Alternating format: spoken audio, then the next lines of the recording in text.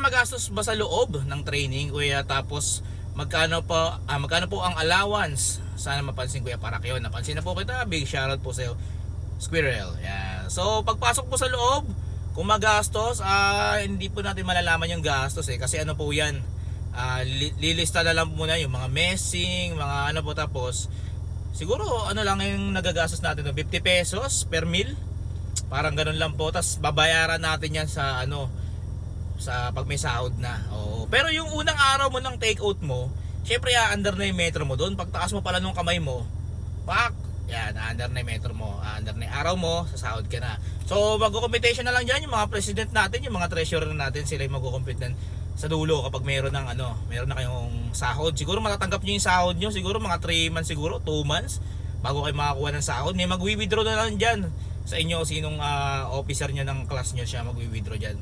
Ganun sa amin, ako kasi vice president ako noon, kami nagwi-withdraw ng president namin. Ang president ko nga pala si Franz Dizon, yan ang president namin. So yon, hindi naman magastos, sakto lang, hanggat maaari, depende sa presidente nyo paano titipirin.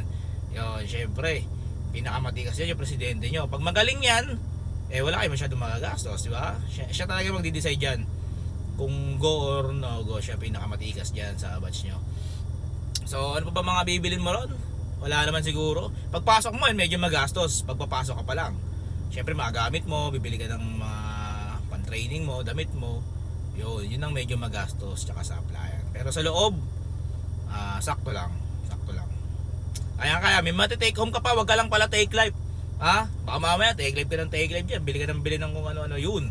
Ubus ang pera mo. At wag alam niyo na, yung mga bawal. Ayan, wag niyo nang gagawin yung mga bawal para may mauwi kayo sa pamilya nyo.